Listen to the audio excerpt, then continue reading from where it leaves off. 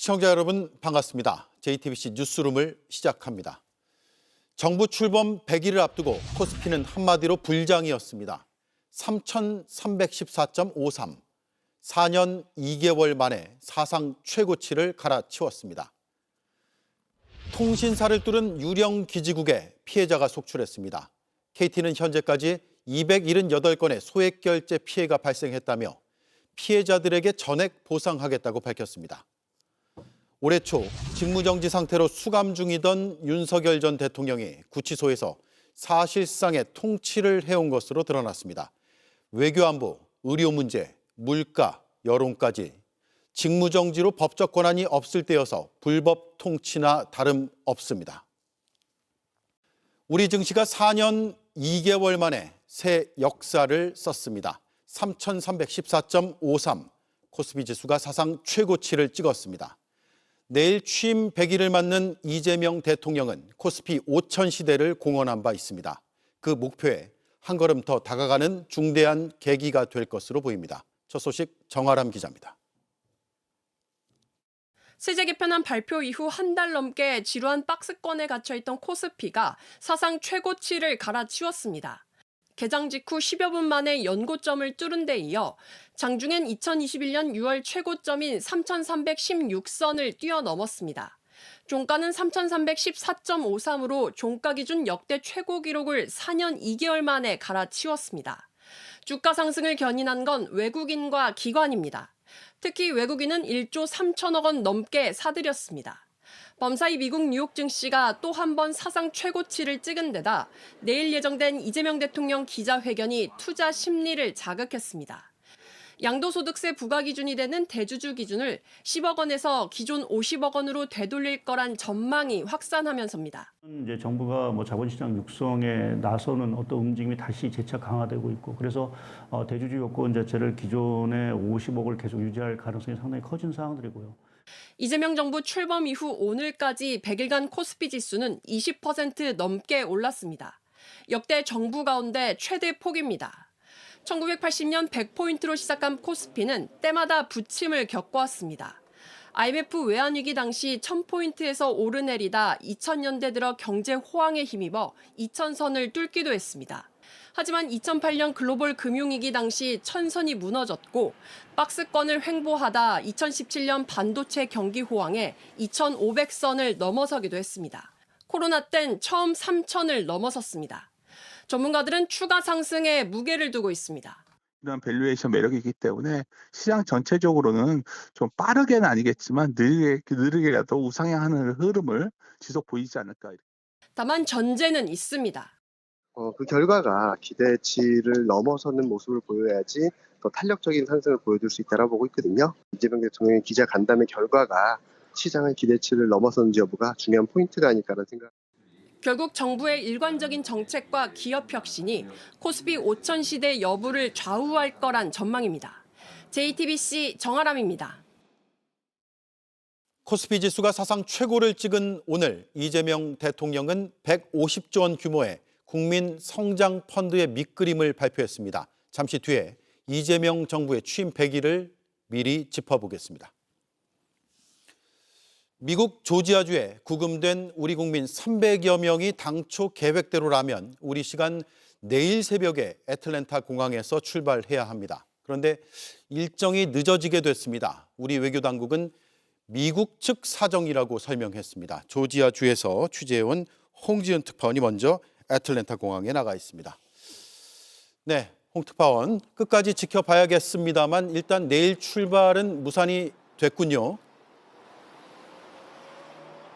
네, 조지아주에 구금된 우리 국민들이 예정대로 전세기를 타고 출발하기 어려워졌다고 몇 시간 전 외교부가 밝혔는데요. 미국 측 사적으로 어렵게 됐다고만 설명했습니다. 이유는 모르지만 미국 측의 요청으로 중단됐고 한국 시간으로 오늘 밤 조현 외교장관이 루비오 국무장관을 만나 풀어야 하는 상황처럼 보입니다. 당초에는 내일 새벽 3시 반쯤 전세기에 국민 300여 명을 태우고 이곳 애틀랜타를 떠날 예정이었습니다. 대한항공 전세기는 한국 시간으로 오늘 아침 10시가 좀 넘어서 인천에서 출발은 했고요. 실시간 경로를 추적해보면 전세기는 5시간 뒤쯤 제가 있는 애틀랜타 국제공항에 들어올 것으로 예상됩니다. 만약 탑승이 계속 미뤄질 경우 전세기가 계속 애틀랜타 공항에 머물 수 있는지도 문제입니다. 예. 국민 300여 명 지금 어디에 있습니까? 구금 시설에서 풀려나서 빠져나오긴 했습니까?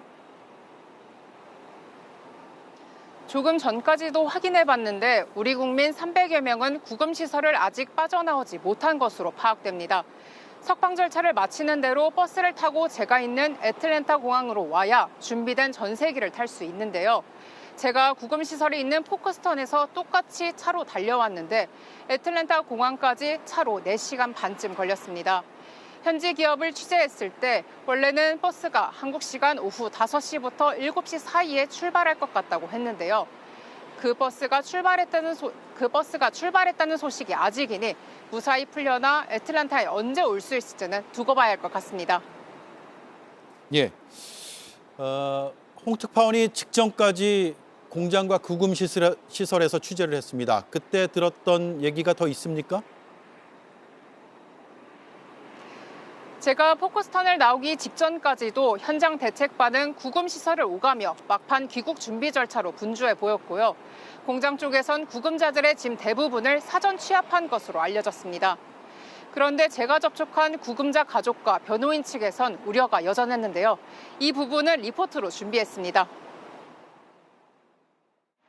단속당한 조지아 공장에 파견 간 동생은 갑자기 연락이 끊겼습니다. 회사에 물어도 동생이 체포됐는지 모른다는 답이 돌아왔는데 일주일이 다 돼서야 구금 사실을 조회할 수 있었습니다. 접견했다는 변호사 말에 일단 안도했지만 불안감은 가시질 않습니다. 너무 걱정이죠. 일기 태워서 온다는 거는 뉴스를 통해서 알고 있지만 그래도 거기에 있는지 없는지 확인이 돼야 일단도 확인을 받았어요. 이 수용시설은 평일에는 일반인 면회가 불가능합니다. 대부분 자진 출국 의사를 밝힌 것으로 알려졌지만 현지 가족들은 생이별을 우려하고 있습니다. 주로 가족이 미국에 있는 경우입니다. 영주권 신청을 하고 접수하고 이제 기다리시는 분들이 있어요. 그리고 그런 분들 중에는 이제 여기 시민권자 분들하고 결혼을 하신 분들인데 신분이 불체자 신분인 거예요. 이런 경우는 미국에서 자발적으로 나가면 오랜 기간 입국 제한을 당할 수 있습니다. 만약에 10년간 못 들어온다는 규정이 적용이 되어버리면 사실 생이별을 하게 되는 거잖아요. 이민법원에 주방재판을 진행하는 게 훨씬 더 유리할 수 있습니다. 이스타나 비원 비자로 미국에 들어와 일한 직원들과 다르게 자진 출국이 최선이 아닐 수도 있다는 얘기입니다. 이 때문에 향후 불이익이 없도록 외교 당국이 더 정교하게 들여다봐야 한다는 지적이 현지에선 나오고 있습니다. 네, 잘 들었습니다. 애틀랜타에서 홍지은 특파원이 전해드렸습니다. 우리 국민의 무사 귀환과 함께 재발 방지책도 세워야 합니다. 한미 외교수장은 이를 논의하기 위해 마주 앉습니다. 백악관도 이 사태를 계기로 비자 제도를 개선할 거라고 밝혔습니다. 워싱턴 정강현 특파원입니다. 조현 외교부 장관은 현지 시간 10일 오전 9시 30분 마코 루비오 미 국무장관과 마주 앉습니다. 조 장관은 당초 전날 만날 예정으로 긴급하게 미국으로 출국했지만 우리 국민 300여 명의 전세기 탑승을 약 5시간 앞둔 시점에 가까스로 면담 일정이 잡힌 겁니다. 일정 조율에 일부 차질이 빚어지면서 일각에선 한미 간 소통에 문제가 생긴 것 아니냐는 지적도 나왔습니다. 다만 외교 당국은 루비오 장관 일정 때문에 미뤄졌다고 설명했습니다. 양국 장관은 전세기 출발 일정과 무관하게 비자 제도 개선을 통한 향후 재발 방지책 등을 주로 논의할 것으로 보입니다. 문제점을 저희들이 인식하고 있었고 이번 일을 계기로 제가 방미해서 그 협상의 시작을 하려고 합니다. 특히 이번 사태를 계기로 트럼프 행정부 내부에서도 해외 전문 인력의 비자 확대가 필요하다는 공감대가 확산되고 있습니다. 백악관은 이번 조지아 구금 사태의 재발 방지를 위해 관계부처가 비자 제도 개선 등을 검토 중이라고 밝혔습니다. He also understands the need for these companies to bring over their workers who already have these skills. And I know that the Department of Homeland Security and the Department of Commerce are working on this matter together. 출입국과 이민정책을 총괄하는 국토안보부와 투자 유치를 담당하는 상무부가 트럼프 대통령의 지침에 따라 해외 노동자 체류 자격 문제를 해결할 대안을 마련 중이란 뜻으로 풀이됩니다. 워싱턴에서 JTBC 정강현입니다. KT 소액결제 사태를 조사하고 있는 민관합동조사단은 불법 초소형 기지국이 KT 통신망에 접속해 가입자 정보를 무단으로 빼갔다고 밝혔습니다. 확인된 피해 건수는 278건으로 늘어났고 피해액은 1억 7천여만 원으로 집계됐습니다. 정확한 해킹 방식이 밝혀진 건 아니라서 피해 규모는 더 늘어날 수 있습니다. 먼저 박소연 기자입니다. 민간합동조사단은 해커가 불법 초소형 기지국을 설치해 KT 가입자 정보를 무단으로 빼냈다고 밝혔습니다. 초소형 기지국은 통신망 접속을 돕는 중계기로 반경 20m 안에 있는 수만 명이 동시에 접속할 수 있습니다. 조사단은 이 불법 기지국에 접속한 가입자의 단말기 고유 식별번호와 가입자 식별번호 등을 무단으로 가로챘을 것으로 보고 있습니다. 이처럼 해커가 가상의 기지국을 만들어 개인정보를 탈취한 건 국내에선 전례가 없는 방식입니다. 조사단은 해당 불법 기지국이 현재 운영되고 있지 않으며 통신 3사의 신규 초소형 기지국 접속을 전면 차단했다고 밝혔습니다. 현재 통신 3사는 만일의 사태에 대비하여 모두 신규 초소형 기지국의 통신망 접속을 전면 제한하고 있으며 하지만 불법 기지국이 어떤 경로로 어느 지역에 설치됐는지 또 불법 소액 결제는 어떻게 가능했는지에 대해선 아직 정확히 밝혀지지 않았습니다. 그런 부분에 대해서 명쾌하게 지금 원인 분석이나 그 메커니즘에 대한 설명이 안 되고 있습니다. 현재까지 파악된 피해 건수는 278건, 피해 금액은 1억 7천여만 원이지만 확인되지 않은 피해가 더 늘어날 수도 있는 겁니다. 차량에 탑재해서 이동하면서 근처에 있는 그 통신사 이용자들의 그 정보를 수집했을 가능성이 상당히 크고요. KT의 안일한 대응도 도마 위에 올랐습니다. 경찰은 소액 결제 피해가 여러 건 접수된 지난 1일 KT에 이 사실을 알렸지만 KT는 8일이 지나서야 이 사실을 정부에 알렸습니다. KT는 정확한 피해 원인을 파악하는 과정에서 신고가 늦어졌다고 해명했습니다. JTBC 박소연입니다. 인천 지역 피해자까지 나와서 피해 지역이 더 넓어지는 게 아니냐는 우려가 제기됐지만 이 피해자 역시 매일 금천구를 오간 걸로 확인이 됐습니다. 정부도 이번 조사에서 다른 불법 기지국은 발견되지 않았다고 밝혔습니다. 다만 이번 해킹 사태는 모의 공격 차원일 수가 있어서 더 큰 공격을 막을 대비가 필요하다는 지적이 나옵니다. 임지수 기자가 취재했습니다. 지난 2일 새벽 5시 39분. 인천 부평구에 사는 김모 씨 휴대폰으로 전화가 걸려왔습니다. 공격자가 카카오톡을 로그아웃시키고 로그인을 시도하자 2단계 인증을 위해 걸려온 전화였습니다. 뭐지? 하고 그냥 대수롭지 않게 넘어갔고. 인천에선 처음 신고된 피해 사례라 피해 지역이 더 확산하는 게 아니냐는 우려가 커졌습니다. 그런데 알고 보니 김 씨 또한 매일 서울 금천구로 출근했고 광명 하안동을 지나다닌 것으로 파악됐습니다. 이 지역 불법 기지국이 사태의 원인이란 의혹에 더 힘을 싣는 대목입니다. 공격자의 행동은 대담했습니다. 김 씨 휴대폰을 뚫은 뒤 15분이 지나 50만 원어치 소액 결제를 시도했는데 이상 거래로 의심한 판매업체가 결제를 막았습니다. 그러자 1분 뒤 공격자는 정지된 결제를 풀어달라며 김 씨 명의 아이디로 항의성 글까지 올렸습니다. 그 사람이 문의글 남긴 거예요. 이게 취소돼서 이 취소를 해제해달라고. 왜 이용 정지가 된 거냐며 따져 묻기도 했습니다. 결국 공격자는 다른 상품권 사이트로 옮겨가 27만 5천 원 결제에 성공했습니다.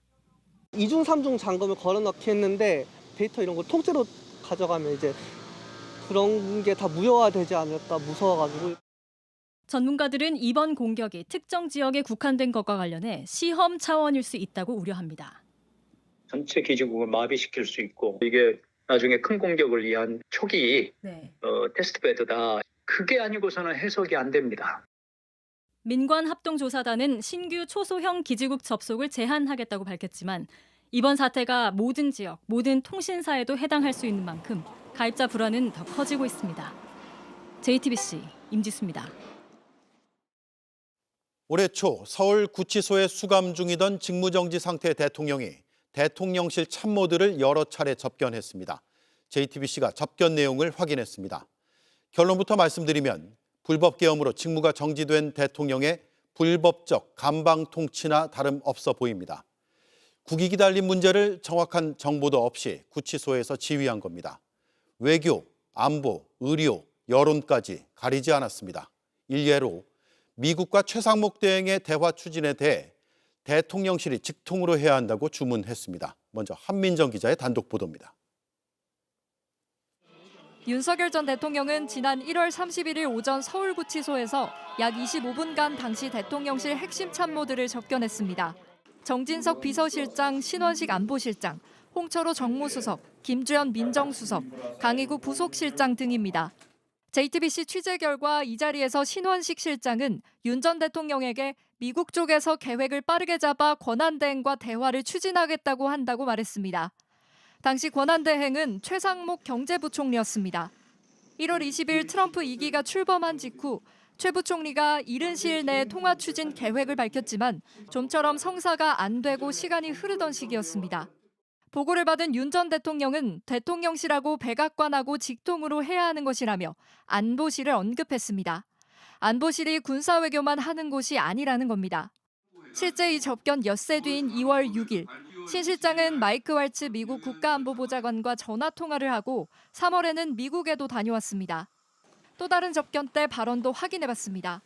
지난 1월 24일 김정환 수행실장과의 접견에서 윤 전 대통령은 전공의 파업 때문에 의료는 괜찮은지 묻습니다. 김 실장은 전공의들이 돌아오고 있다고 했고 윤 전 대통령은 이 상황이 이어지면 겨울에 나이 든 분들은 곤란하다고 답합니다.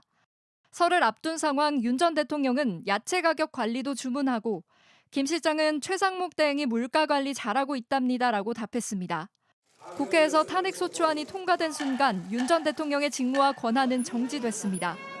참모들로부터 보고를 받고 지시로 해석될 수 있는 얘기를 하는 것 자체가 헌법을 위반한 거라는 지적이 나옵니다.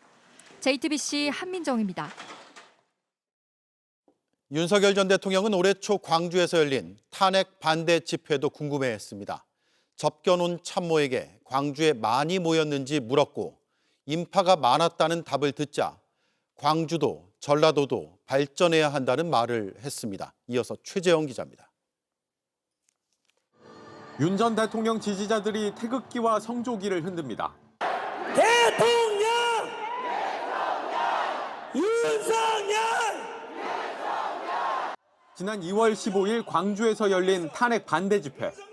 전두환의 불법 계엄에 무고한 시민들이 숨진 금남로 한복판에서 윤 전 대통령의 계엄을 옹호한다는 비판을 받은 그 행사입니다. 계몽령을 통해서 국민들을 일깨워 주신 윤석열 대통령 석방하라! 엿새 뒤인 2월 21일 서울구치소에 수감 중이던 윤 전 대통령은 강의구 부속실장과 단둘이 만난 자리에서 이 집회에 대해 질문합니다. 강 전 실장이 이번 주에도 대통령님 지지 집회가 또 열린다고 하자 윤 전 대통령은 광주에서도 많이 모였다고요? 라며 궁금해합니다. 강 전 실장은 스크린이 3개가 설치될 정도로 인파가 많았다고 답했고 윤 전 대통령은 광주도 전라도도 다 같이 발전하고 국민들도 그 혜택을 누리길 바란다고 말합니다. 직무 정지 상태인 대통령이 부속실장에게서 광주로 몰려간 극우단체들의 집회 소식을 직접 보고받은 겁니다. 광주 시민들이 강하게 반발했지만 여기에 대한 언급은 없었습니다. 이와 함께 윤 전 대통령은 이날 반려견들의 안부를 물었고 강 전 실장은 몰래 반입한 휴대전화로 반려견 영상을 보여주기도 했습니다. JTBC 최재원입니다. 네, 이 정도라면 구치소에서 직무를 본 게 아닌가라는 생각이 들 수밖에 없습니다. 취재 기자가 나와 있습니다. 한민정 기자입니다. 그동안 윤 전 대통령을 면회하고 나온 국민의힘 의원들이 윤 전 대통령의 논리를 그대로 전하면서 옥중 정치라는 비판이 많았잖아요. 그런 부분도 취재가 좀 됐습니까? 네, 저희는 국회 법사위가 윤 전 대통령 접견 특혜를 확인하는 과정에서 구치소로부터 보고받은 접견 내용을 파악했습니다. 먼저 윤 전 대통령 탄핵 반대 중심에 섰던 국민의힘 의원이 접견 이후에 했던 얘기 들어보시죠. 네. 진솔한 당당함, 이 아주 국민분들, 지지자분들이 말씀 많이 하신다 하니까 대통령께서는 국민의 자존심이 대통령 아니냐 그런 자세를 견제하려고 한다 이런 말씀하셨고 이날 접견에서 실제 이런 대화를 나눈 걸 확인했는데요.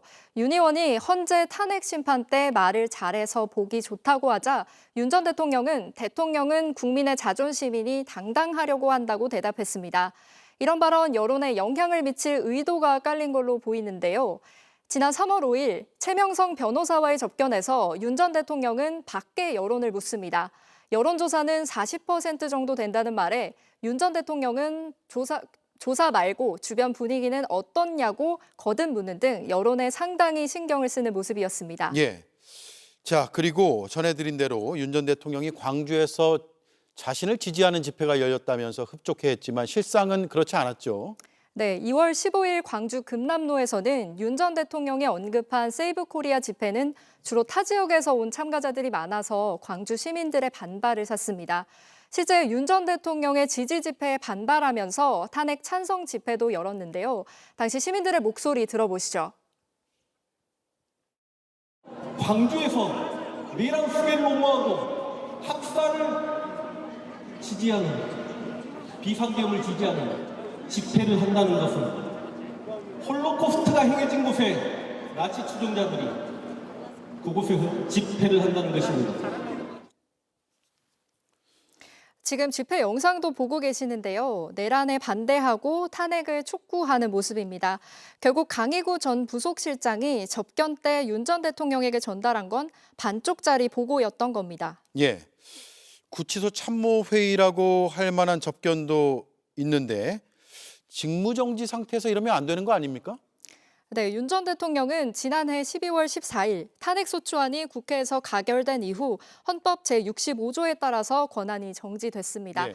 따라서 대통령의 직무를 해선 안 되고 대통령실 참모들도 대통령이 아닌 대통령 권한 대행을 보좌해야 합니다. 그런데 윤 전 대통령이 신원식 안보실장에게 트럼프 2기 출범 이후 우리 정부와의 소통을 두고 대통령실이 직통으로 해야 한다며 안보실을 거론한 뒤 신 실장은 그 이후 정말 트럼프 행정부 관계자와 통화를 하고 미국에도 다녀왔습니다. 윤 전 대통령의 말이 실제 지시로 작용했을 수 있다고 볼 수 있는 대목입니다. 헌법재판소 연구관 출신 노희범 변호사는 직무정지 조항을 무력화시키는 중대한 헌법 위반 혐의로 볼 수 있다고 했습니다. 예. 또 실질적 지시가 있었다면 형법상 직권 남용이 될 수 있다고도 지적했습니다. 네, 헌법 위반의 연속이네요. 한민정 기자 잘 들었습니다. 12.3 계엄 당시 KTV가 계엄 반대와 관련한 뉴스 자막을 삭제한 사실이 확인됐습니다. 계엄이 해제된 뒤에도 윤석열 전 대통령에 대한 부정적인 내용을 뺀 사실도 드러났습니다. 문체부는 이런 지시를 한 이은우 KTV 원장에 대해 파면이 가능한 중징계를 요청했습니다. 김필중 기자의 단독 보도입니다. 지난 12.3 계엄 당시 KTV에 올라왔던 자막 뉴스입니다. 이재명 당시 민주당 대표가 계엄 해제에 나섰다는 내용인데 바로 삭제됐습니다. 대통령과 관련된 뉴스, 그다음에 정부와 관련된 그런 것만 보도하고 나머지는 다 빼라. KTV 이은우 원장은 국회에 출석해 내란을 선전한 것 아니냐는 의혹을 적극 부인해왔습니다. 저희가 그렇게 내란을 선동하거나 뭐 이런 것들은 없었습니다. 그냥 팩트를 저희는 전달을 했을 뿐입니다. 그런데 문체부 감사 결과 이 원장이 대통령과 관련된 부정적인 내용이라며 보도부장에게 직접 자막을 삭제하라고 지시한 것으로 드러났습니다. 실제로 10건의 자막이 지워졌는데 이 가운데엔 정치인뿐만 아니라 대한변협 등이 계엄에 반대한다는 내용도 포함됐습니다. 이 같은 행태는 계엄 해제 이후에도 계속됐습니다. 김여사 특검법 국회 본회의 통과나 윤석열 대통령 출국금지 등의 자막은 삭제되고 김여사 특검법 부결 자막은 추가됐습니다. 보도담당 부장은 김여사 관련이라 해당 자막을 추가했고 원장 지시로 일부 자막을 삭제했다고 진술했습니다. 이 원장은 내란 선전 혐의로 민주당에 의해 공수처에 고발된 상황. 문체부는 이 원장에겐 파면까지 가능한 중징계가 불가피하다고 인사혁신처에 통보했습니다. 김건희 황제 관람 등 문제를 일으킨 KTV가 계엄 이후에도 김건희 씨를 옹호하는 방송을 했습니다. 이은우 원장을 즉각 파면하고 문체부는 KTV가 진행한 무관중 공연을 김건희 씨가 지인들을 불러 관람했다는 이른바 황제 관람에 대해서도 감사를 진행 중입니다. JTBC 김필준입니다. 김상민 전 부장검사는 13시간 넘게 이뤄진 조사를 마치고 나오면서 김건희 씨 오빠에게 전달된 이호환 화백의 그림에 대해 자신은 중개만 했을 뿐이라고 주장했습니다. 떳떳한 거래였다는 뜻입니다. 하지만 정작 김건희 씨의 오빠 김진우 씨의 기류는 좀 달랐습니다. 보관 시점을 다르게 진술하거나 구매 경위에 대해 진술을 거부했던 걸로 확인됐습니다. 박현주 기자가 단독 보도합니다. 김상민 전 부장검사는 어제 김건희 특검 사무실에 피의자 신분으로 나와 13시간 넘게 조사를 받았습니다. 김건희 씨 오빠 김진우 씨 장모집에서 나온 이호환 화백 그림의 구매자로 지목됐는데 자신은 김진우 씨 요청으로 대리구매해 준 거라고 주장했습니다. 제가 소유했던 그림이 아니고 김진우 씨의 요청으로 제가 그림을 중개했을 뿐입니다. 정상 거래였던 만큼 문제될 이유가 없다는 취지입니다. 하지만 당사자인 김진우 씨 진술엔 석연치 않은 대목이 많습니다. JTBC 취재 결과 김진우 씨는 앞서 특검 조사에서 그림 보관 시점을 사실과 다르게 말했습니다. 김 씨는 집 인테리어 공사를 위해 처형이 살고 있는 장모 집에 그림을 옮겼다면서 지난해 12월에서 올해 1월에 맡겼다는 취지로 진술했습니다. 하지만 특검이 확보한 CCTV엔 처형이 그보다 몇 달 뒤인 지난 7월 16일에 그림을 옮기는 장면이 포착됐습니다. 이날은 김건희 씨 일가가 연루된 양평 고속도로 의혹으로 압수수색이 이루어진 지 이틀 뒤입니다. 정상적으로 구매한 그림이라면 수사가 임박해 급히 옮길 이유가 없는 데다 그 시점을 거짓 진술할 이유도 없습니다. 김진우 씨는 기초적인 사실관계에 대해 진술을 거부하기도 했습니다. 그림 구매 경위와 실소유주가 누군지, 가격은 얼마인지 물었지만 답하지 않은 겁니다. 특검은 김 씨에게 내일 다시 나와 조사받으라고 통보했습니다. 출석 의사를 밝혔던 김 씨는 오늘 오전 돌연 변호인 사정으로 출석이 어렵다고 알려왔습니다. JTBC 박현주입니다. 통일교 한학자 총재가 전 세계에 흩어져 있는 간부들을 끌어모으고 있습니다. 해외 신도들까지 방패막이로 삼아서 특검을 압박하겠다는 의도로 보이는데 내일도 한 총재는 건강상의 이유를 들어 특검에 출석하지 않겠다고 했습니다. 김영민 기자가 보도합니다. 특검이 지난 7월 경기도 가평의 통일교 본부를 압수수색했을 때 신도 100여 명이 몰려와 반발했습니다. 한학자 통일교 총재를 상징하는 티셔츠를 입고 나온 이들은 노래를 부르고 무릎을 꿇고 오열하기도 했습니다.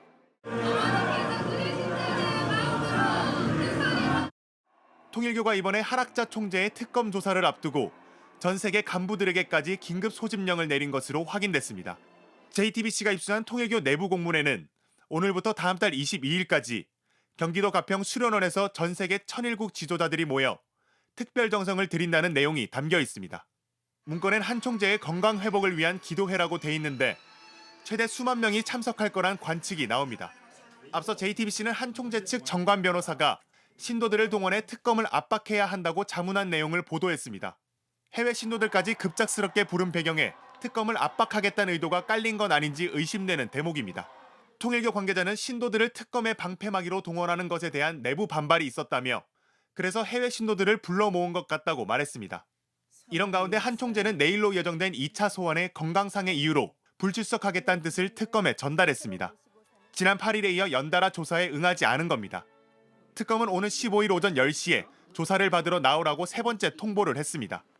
통일교 측은 한 총재의 건강이 회복되는 대로 성실히 조사에 임하겠다고 밝혔습니다.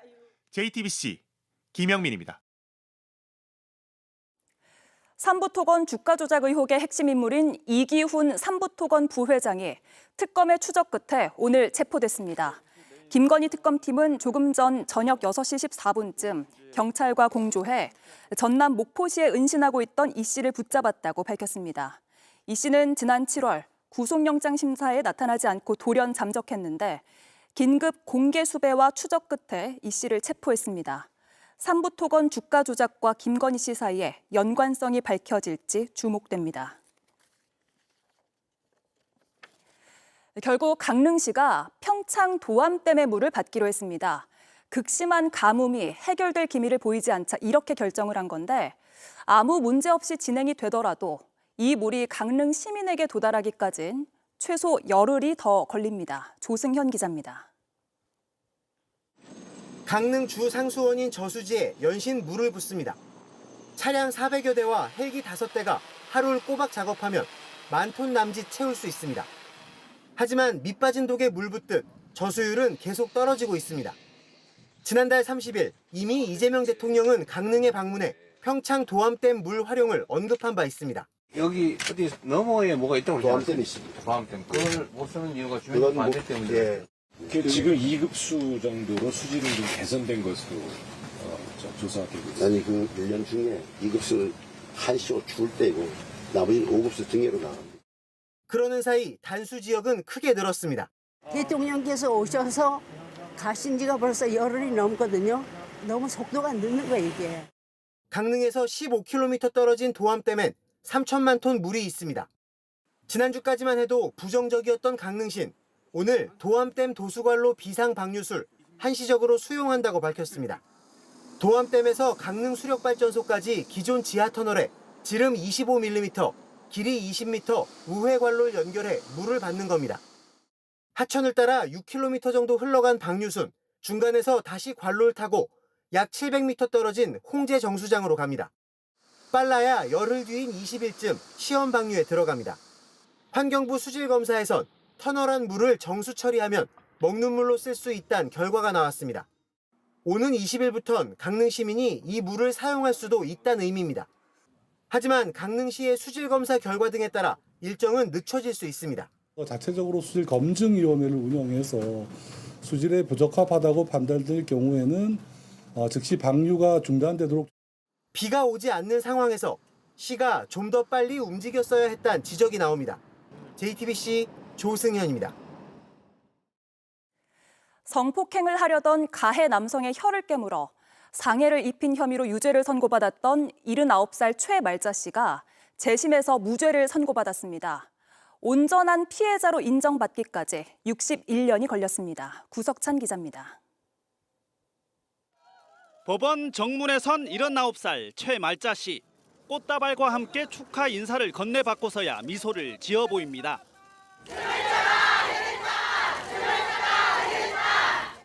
피해자였지만 가해자로 살아야만 했던 지난 삶이 오늘에야 바로잡혔습니다. 최 씨는 18살이던 지난 1964년 5월 자신을 성폭행하려던 당시 21살 남성 노모 씨에게 격렬히 저항했습니다. 그 과정에서 노 씨의 혀를 깨물어 1.5cm가 잘려나갔습니다. 당시 검찰은 말을 할 수 없도록 상해를 입혔다며 피해자였던 최 씨를 재판에 넘겼습니다. 최 씨는 정당방위라고 주장했지만 받아들여지지 않았습니다. 법원은 징역 10월에 집행유예 2년을 선고했습니다. 가해자였던 노 씨는 특수주거침입 등 혐의로 징역 6월에 집행유예 2년이란 더 가벼운 형을 받았습니다. 최 씨는 61년 만에 열린 재심에서 무죄를 선고받았습니다. 부산지법재판부는 중상해를 인정할 증거가 부족하다며 피고인의 행위는 정당방위로 인정된다고 밝혔습니다. 주변에서 바위에 계랄치기라고 만류를 했지만 이 사건을 묻고 갈 수가 없었습니다. 앞서 무죄를 구형하고 최 씨에게 사죄했던 검찰은 항소를 포기했습니다. 최 씨 변호인단은 국가를 상대로 손해배상 소송을 추진할 예정입니다. JTBC 구석찬입니다. 빼주고 싶다면 절대 식단, 운동부터 시작하지 마세요. 네, 진짜 의사 같아 보이지만 AI로 만든 가상의 인물입니다. 이런 딥페이크 영상으로 다이어트 식품 등을 광고하는 건데요.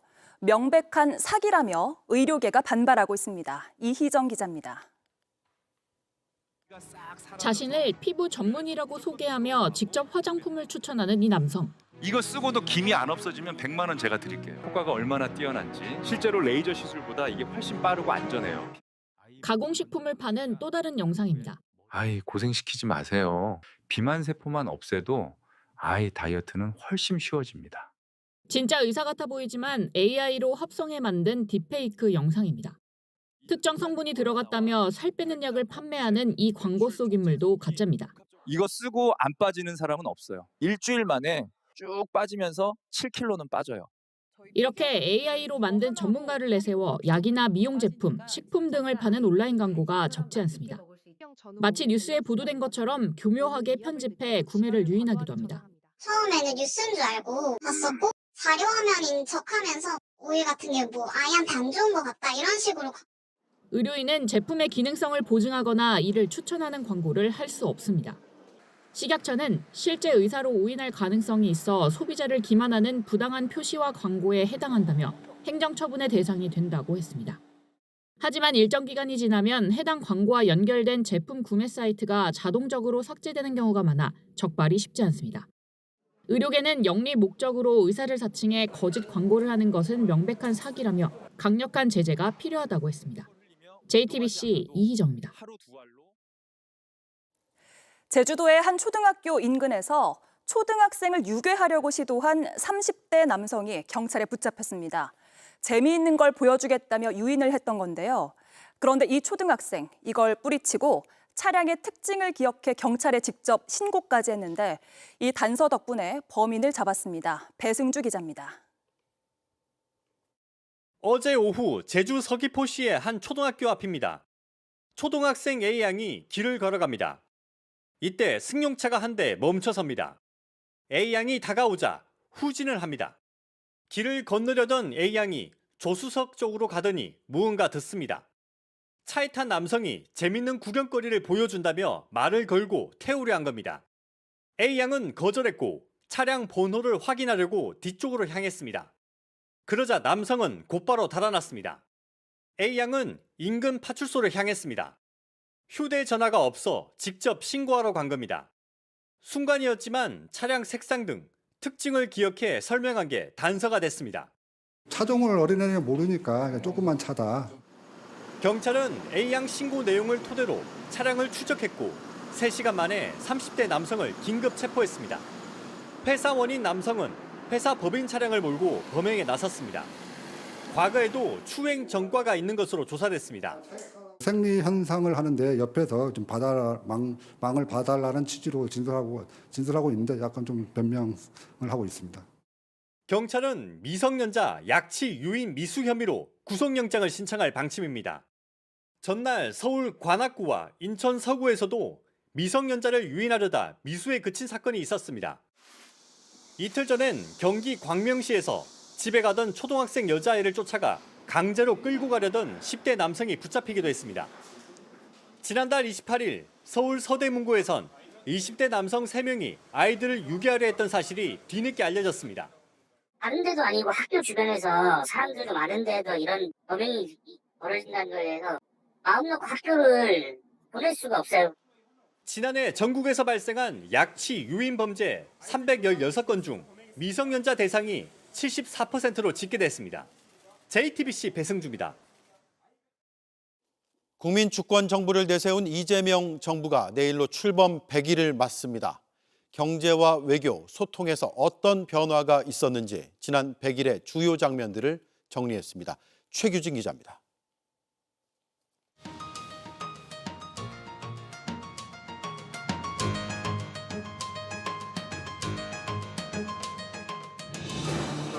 이재명 대통령은 국민이 주인이 되는 나라를 만들겠다는 약속으로 임기를 시작했습니다. 국민이 주인인 나라, 국민이 행복한 나라, 진짜 대한민국을 향해 함께 나아갑시다. 보름도 안 돼 G7 정상회의에 참석해 한국이 계엄 이후 민주주의가 회복됐다는 사실을 국제사회에 알렸습니다. 국제사회에 대한민국이 신속하게 정상화됐다는 것을 보여주는 게 필요하다라는 의견도 있었고, 전 국민 소비 쿠폰 지급 등 내수 회복을 강조하면서도 부동산 문제에선 대출 규제를 발표했습니다. 이번에 대출 규제는 맛배기 정도에 불과하죠. 부동산 관련된 정책이 많아요. 처음으로 생중계된 국무회의에선 사실상 산업재해에 대한 전쟁을 선포했습니다.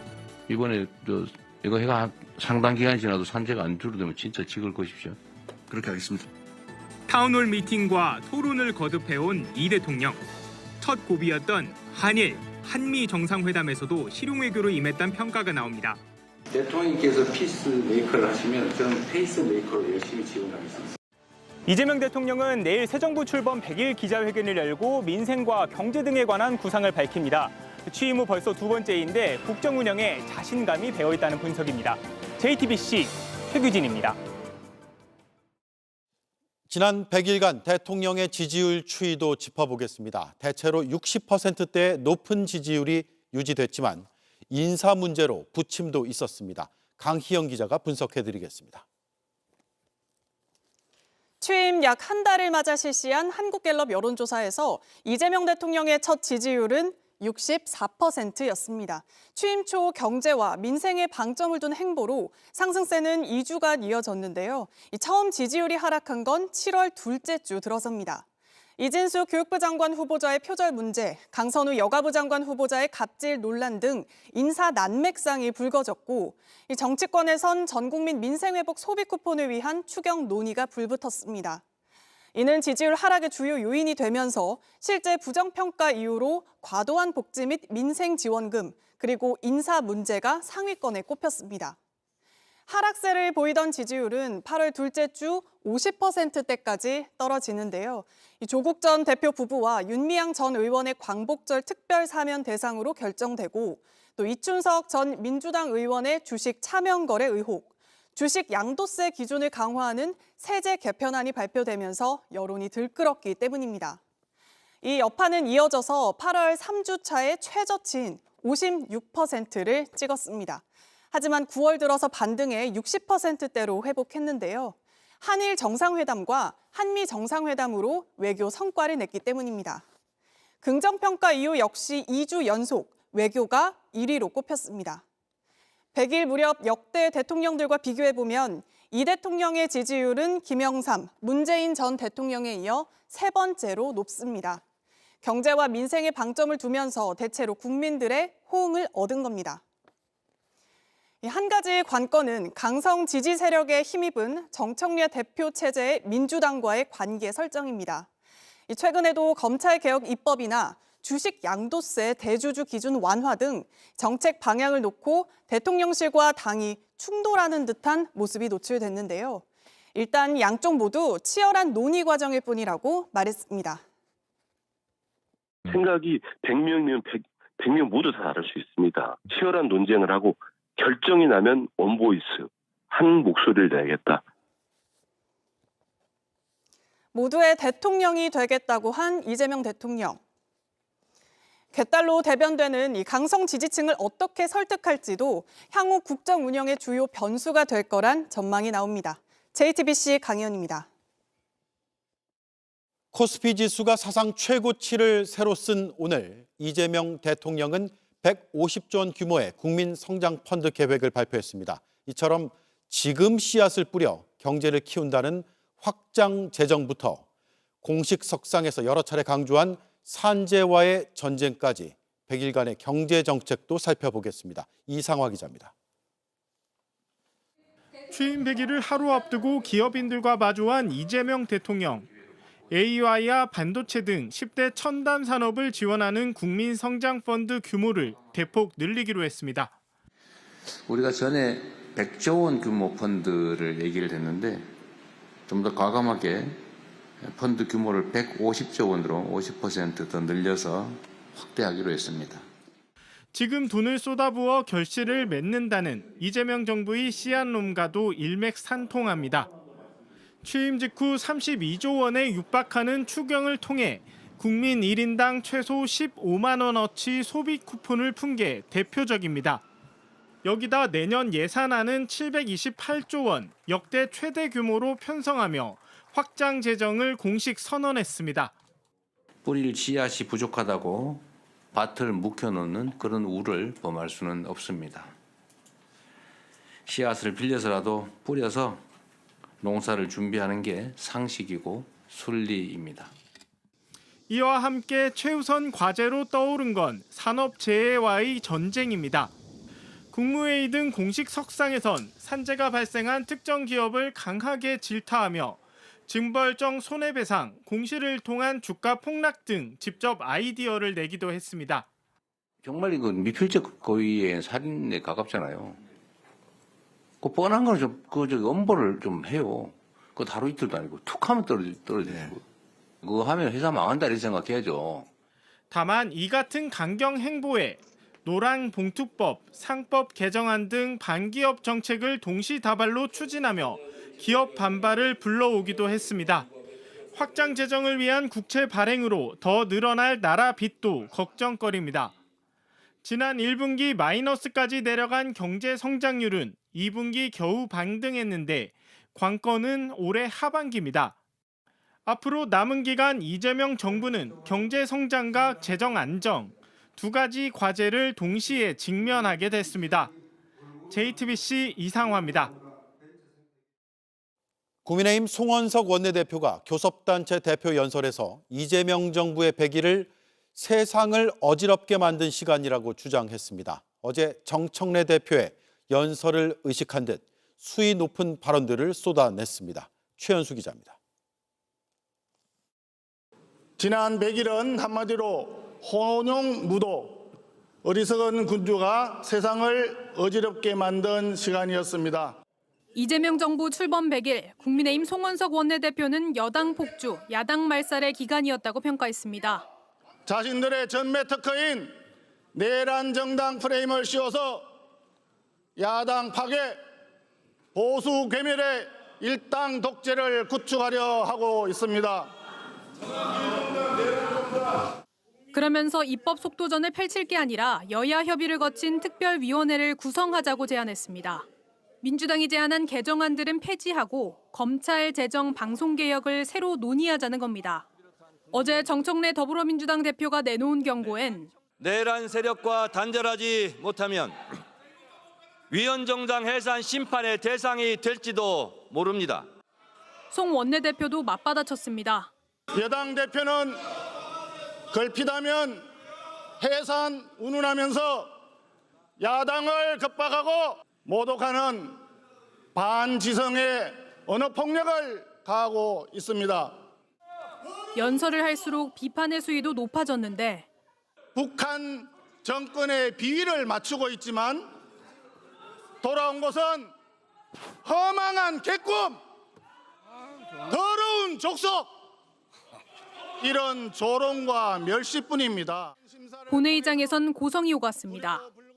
일당 독재의 폭주를 멈추십시오.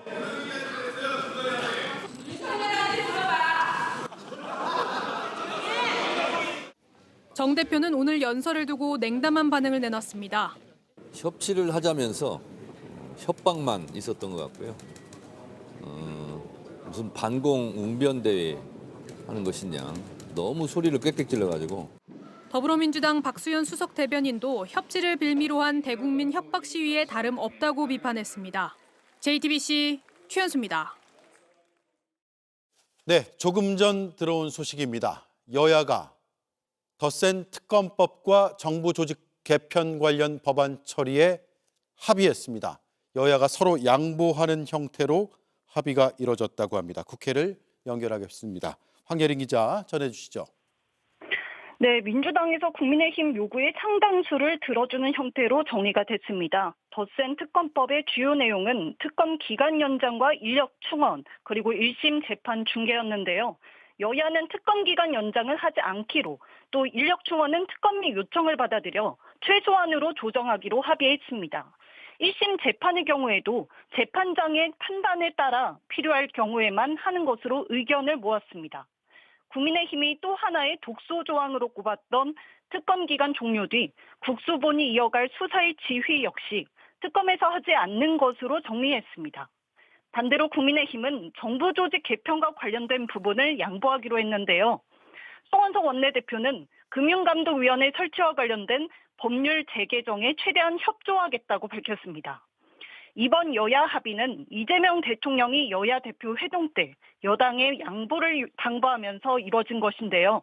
이에 따라 덧센 특검법을 처리하는 내일 본회의에서 국민의힘은 필리버스터도 하지 않기로 했습니다. 네, 잘 들었습니다. 지금까지 국회에서 황예린 기자가 전해드렸습니다.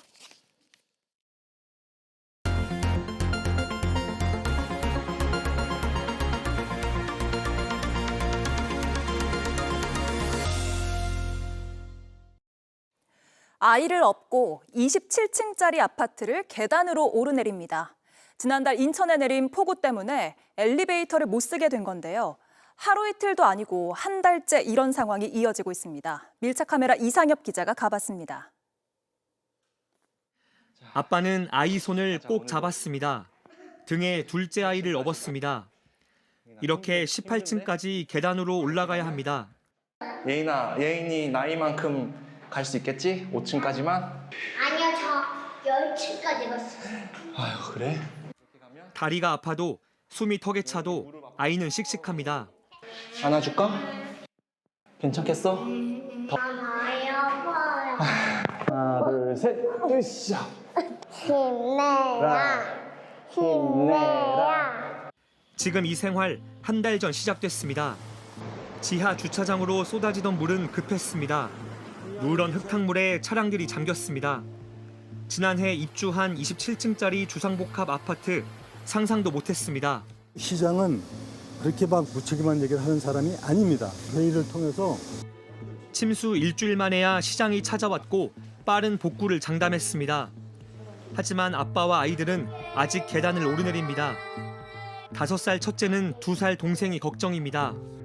비가 많이 와서 엘리베이터가 고장나서 저 동생이 많이 아파서 병원으로 들여갔는데 160여 세대의 이 아파트 주민들은 대부분 다르고도 비슷한 상황을 겪고 있습니다. 아이를 키우고 늙은 부모를 모시고 임신한 태아를 살펴야 합니다. 어쩔 수 없이 출근도 해야 되고 혹시 아이가 많이 힘들고 할까봐. 왜 아직까지 이런 상황인지 돌아봤습니다. 지하 2층에 마련된 휴게 공간에 와봤습니다. 이렇게 창문은 다 깨진 상태고요. 운동기구들도 한번 비춰주시죠. 물에 잠긴 모습이 그대로 확인됩니다. 안쪽으로 더 걸어가 보면 피트니스라고 적힌 공간이 나오는데요. 지금은 이 안쪽까지도 다 물에 잠겨서 쓸 수 없는 상태입니다. 주차장 빗물은 뺐지만 전기와 수도조차 다 복구하지 못했습니다. 엘리베이터는 언제 가동할 수 있을지 알 수 없습니다. 열이 40도까지 오른 아기를 업고 계단을 오르내리던 엄마는 아예 월세방을 따로 구했습니다. 아이가 잘못될 것 같은 그런 불안감이 사실 제일 크거든요. 계단을 오르다 이웃 배려에 잠깐 위로를 받습니다. 아기 안고 있는 상태에서는 진짜 이게 그래도 이거 약간 옹달샘 같은 느낌이거든요. 주민들은 1년 전부터 지자체에 아파트 주변에 막힌 배수로를 정비해달라고 말했습니다. 하지만 제대로 이뤄지지 않았고 결국 물이 넘쳤습니다. 공포 그 자체였어요. 그래서 사람 안 다쳐서 천만다행이구나. 지자체는 숙박비 일부를 지원할 뿐 더 도울 게 없다고 했습니다.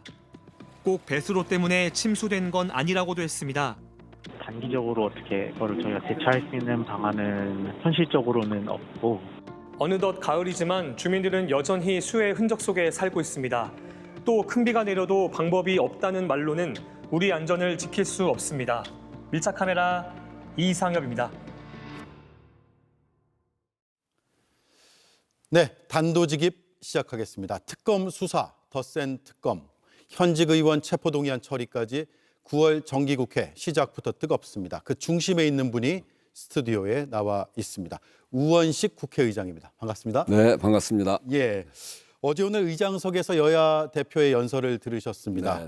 정청래 대표는 정당 해산을, 또 송원석 원내대표는 정치 보복을 거론했거든요. 의장으로 어떻게 들으셨어요?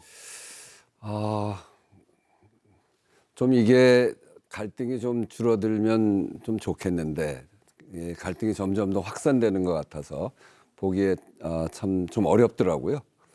정당 해산 문제에 대해서는 우선은 진상규명이 먼저죠. 진상규명 되고 난 이후에 판단이 끝나면 그다음에 논의해야 될 문제다 이렇게 생각을 하고요. 그렇지만 한편으로 진상규명하는 문제는 매우 중요한 문제 아니겠습니까? 그렇기 때문에 이번 비상계엄과 내란 의혹으로 제기되어지는 수사에 대해서는 철저하게 수사가 돼줘야 된다 이렇게 생각을 하고, 그런 점에서 철저한 수사를 거치고 난 이후에 그 이후에 후속 조치는 또 그런 상황에서 진행이 돼야 된다 이렇게 생각합니다. 예, 어제 정청래 대표 연설 과정에서 노상원 씨 수첩 언급이 됐어요. 이재명 대통령도 저도 이 세상 사람이 아니었을 것이다. 그게 성공이 됐다면이라고 하면서 불기의 객을 언급을 했는데 그 과정에서 제발 그리 됐으면 좋았을 것이다라는 국민의힘 측의 발언이 있었다라고 지금 민주당에서 굉장히 문제 제기를 하고 있거든요. 그 내용을 들으셨나요 혹시? 저는 의장석에서 듣지는 못했습니다. 예, 송원석 원내대표가 했다라고 민주당에서 주장하고 있고 그런 사실관계를 떠나서 이런 발언이 나왔다고 한다면 굉장히 부적절하다고 볼 수도 있을 것 같은데요. 그게 사실이라면 저는 뭐 지금 아직까지 오면서 여기 오느라고 확인을 못하고 왔는데 그게 예. 사실이라면 정말 심각한 문제죠. 그 노상원 수첩에 제 이름도 맨 앞에 올라가 있잖아요. 예. 그러니까 여야당의 대표 또 국회의장을 비롯해서 주요한 정치인들을 체포해서 어쩌면 불기의 계기 될 수도 있는 그런 상황인데 그렇게 됐으면 좋겠다는 그게 무슨 소리입니까? 그거는 정말 있을 수 없는 이야기고 정말 심각한 얘기입니다. 그러니까 그런 일이 벌어졌다면 그게 내란 사태가 되는 건데 그런 내란 사태에 대해서 지적하는 여당 대표의 말에 그랬으면 좋았겠다고 얘기하는 거는 거기에 충분히 동조하고 그런 얘기 같은 공간에 앉아 있는 사람한테 어떻게 그런 얘기를 할 수가 있어요? 예. 저는 그것에 대해서는 그게 사실이라면 매우 심각한 문제고 그리고 그것에 대해서는 발언에 대해서는 명백하게 책임을 져야 된다 이렇게 생각합니다. 자, 사실관계가 조사된 뒤에 사실이라고 밝혀진다면 어떤 책임을 져야 될까요? 그때 가서 생각해 보겠습니다. 예. 내란 특검이 국민의힘 원내대표실 압수수색을 시도했는데 이에 대해서 국민의힘에서는 국회의장이 사전 승인을 해줬다라는 식의 주장을 하고 있거든요. 그건 참 터무니없는 이야기입니다. 잘 알 텐데 저도 원내대표를 해봐서 압수수색이 오면은 국회가 어떻게 해야 되는지를 잘 알고 있습니다. 예. 국회는 이 검찰 또는 특검의 압수수색에 대해서 원천적으로 막을 수 있는 권한이 있지는 않아요. 단지 양 기관이 갖고 있는 권위를 지키기 위해서 사전 협의를 통해서 임의 제출 방식으로 하라는 게 제가 정한 원칙인데 협의가 안 되면 어떻게 하겠어요? 예. 그러면 법적 권한이 국회에 있지 않은데 이제 그런 속에서 불가피하게 취한 조치인데 그거를 뭐 사기쳤다, 뭐 도망갔다, 뭐 이런 식의 아주 극한 표현을 삼는 거에 대해서 사실 깜짝 놀랐습니다. 네. 민주당에서는 내란 청산과 협치는 별개다 이렇게 주장을 하고 있죠. 그에 대해서는 동의하세요? 내란 청산과 협치를 통해서 내란 청산해야 되는 거 아닌가요? 네. 그러니까 지난번에 있었던 일, 우리가 같이 공유해야 될 일은 국회가 계엄군에 의한 침탈당한 피해자입니다. 그리고 그것이 성공했으면 정말 어떤 피해가 생겼을지도 모릅니다. 대한민국 국회의원이라면 민주주의를 지키는 일, 그거는 다 함께 해 나가야 되는 일이죠. 예. 거기에 이견이 있을 거라고 생각하지 않습니다. 그리고 국민들의 민생을 위해서도 서로 머리를 맞대고 국민들의 민생을 제대로 만들어 가는데 함께 의견을 모아가자. 이제 그런 차원에서 국회는 늘 협의하고 이견이 있으면 이견을 조정하고 그래야 된다고 봅니다. 네. 바쁘신 시간 또 9월 정기국회 이제 개원해서 거의 매일 일정들이 많으시죠. 네, 그렇습니다. 네, 이 와중에도 인터뷰 나와주셔서 고맙습니다. 네, 또 뵙겠습니다. 감사합니다. 고맙습니다. 네, 지금까지 우원식 국회의장이었습니다.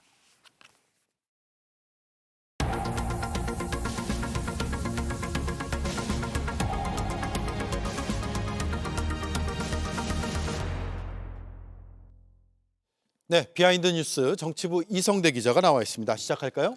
네, 첫 번째 이슈 바로 보겠습니다. 목소리 주인공 찾고 보니 방금 우원식 의장과 오대영 앵커가 나눴던 이야기 계속 이어가 보겠습니다. 예. 어제 정청래 원내대표가 교섭단체 대표 연설에서 불법 계엄 직후에 수거 대상으로 열거된 정치인들을 적은 이른바 노상원 수첩을 언급하는데 누군가 어떤 이야기를 했습니다. 바로 들어보시죠. 예. 노상원 수첩이 현실로 성공했더라면 이재명 대통령도 저 정청래도 이 세상 사람이 아니었을 것입니다. 불기의 계기 되었을 것입니다.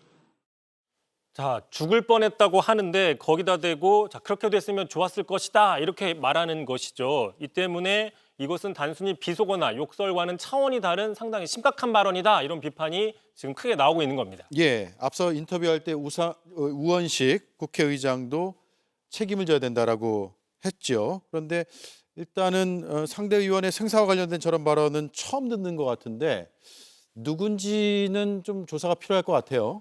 네, 또 잠시 후에 좀 밝혀졌었죠. 바로 그 발언의 당사자, 바로 국민의힘 송원석 원내 대표였습니다. 자, 다시 한번 발언 자세히 들어보겠습니다. 노상원 수첩이 현실로 성공했더라면 이재명 대통령도 저 정청래도 이 세상 사람이 아니었을 것입니다. 불비의 객이었을 것입니다. 자, 송원석 원내대표는 삼선 중진의 야당 지도부 인사라서 매일 언론의 주목을 많이 받고 또 그 발언의 영향력, 무게감이 그만큼 크다는 분석이 있습니다. 자, 그래서 이런 발언들은 상당히 심각하다 이런 비판이 나오고 있는 것이고요. 특히 여당이든 야당이든 보통 여야 지도부 같은 경우에는 본회의장 맨 뒷자리에 앉아 있죠. 예. 그 여야가 고성이나 말싸움을 벌일 때 어느 정도의 거리두기라고 있는데 자, 송원석 원내대표가 직접 나서서 망언을 했다, 더 부적절하다라는 지적이 나오고 있는 겁니다. 예. 자, 이런 막말은 누가 해도 부적절하지만 또 협치 요구하는 야당 지도부가 했다는 점에서 더 심각해 보입니다. 물론 사실관계 조사는 마지막까지 최대한 해봐야 될 것 같아요. 송원석 원내대표가 정확하게 어떻게 얘기한 건지.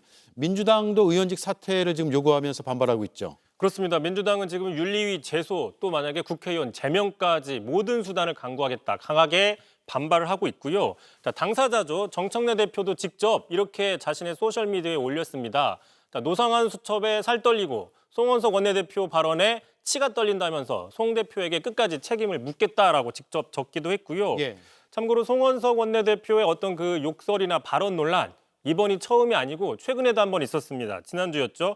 내란 특검의 어떤 압수수색을 강하게 비판하면서 했던 말이 마이크가 꺼졌음에도 불구하고 잡힌 발언이 있습니다. 직접 들어보시죠. 조원석 특검 강력하게 경고합니다. 압수수색을 당장 중단하기 바랍니다. 비공개하겠습니다. 진짜 통하는 일단 송원석 원내대표는 오늘 그 어제 있었던 발언 논란에 대해서 아직까지 공식적인 입장은 내놓지는 않고 있습니다. 예. 다음 이슈 보죠. 자, 두 번째 이슈 바로 보겠습니다. 장동혁 홀로서기냐 외줄타기냐. 자, 윤어게인의 지지를 받고 당대표에 당선된 장동혁 대표가 예상과 좀 다른 행보를 보이고 있다 이런 분석이 나오고 있습니다. 특히 윤어게인의 핵심이죠. 전한길 씨와 거리를 두는 게 아니냐라는 분석이 있는 건데 자, 김재섭 의원이 이렇게 얘기를 했습니다. 지금 장동혁 대표가 전한길을 버린 것 같다. 찬탄파도 배척하지 않을 것 같다라고 주장을 했는데 자, 실제로 당대표 선거 직후에는 전 씨가 뭔가 중책을 맡을 것이다라는 그런 의견들이 많았지만 정작 전한길 씨는 의병에 불구하고 밖에서 활동해야 된다라고 하면서 선을 긋고 있는 느낌이다라고 주장을 하고 있는 겁니다. 예. 참고로 그리고 윤 전 대통령 면회 여부도 더 진전된 게 없는 것 같고요. 그래서 윤 어게인 측에서는 당대표 선거 때와 달라진 게 아니냐 이런 불만이 나올 것도 같아요. 그렇습니다. 특히 그 김재섭 의원은 앞으로 장동혁 대표가 왼쪽으로 1도씩 움직여야 된다라고 주문도 했는데 다만 360도 돌아가면 안 된다. 제자리이기 때문에요. 예. 약 90도 정도만 움직여라라고 주문을 하고 있습니다. 자, 그러자 이제 윤 어게인 측에서는 불만이 나오고 있습니다. 자, 대표적으로 지난 8일이었죠. 이재명 대통령과 여당의 정청래 대표 등과 만나서 회동을 했는데 강하게 밀어붙이지 못하고 웃기만 했다. 이런 불만들이 나오고 있습니다. 심지어 장동혁 배신자다. 이런 얘기까지 나오고 있는데요. 직접 들어보시죠. 네. 장동혁은 윤 어게인을 버렸다고. 윤 어게인 뭐 광장에 나가서 뭐 그냥 행진하면서 그때만 외치냐고. 이재명한테 가서 윤 어게인 외쳤어야지. 윤석열 대통령 석방하라고. 청장 말해야 될 때는 말을 하지 않고 장동혁은 배신 때렸고. 네, 벌써 배신자 소리가 나오네요. 윤 어게인 입장에서는 장동혁 대표가 윤 어게인을 외치고 또 세이브 코리아를 외치고 탄핵 찬성파를 공격해서 지지를 해줬더니 정작 이제 와서 뭐 다른 행보를 보이는 게 아니냐 이렇게 의심을 한다는 것이죠. 이런 흐름을 의식했는지 장동혁 대표도 최근에 이른바 패널 인증제라는 걸 이야기했습니다. 국민의힘과 다른 입장을 방송에 나가서 이야기하면은 제재하겠다 이런 이야기인데 사실상 친한계를 겨냥한 게 아니냐 이런 분석도 나오고 있고요. 자, 그러자 이제 친한계로서 방송에 자주 언론에 자주 나오고 있는 김종혁 전 최고위원은 언론 탄압으로 비칠 수 있다. 전두환 시절로 돌아가자는 것이냐라고 또 강하게 반발하고 있습니다. 예, 잘 들었습니다. 이성대 기자였습니다.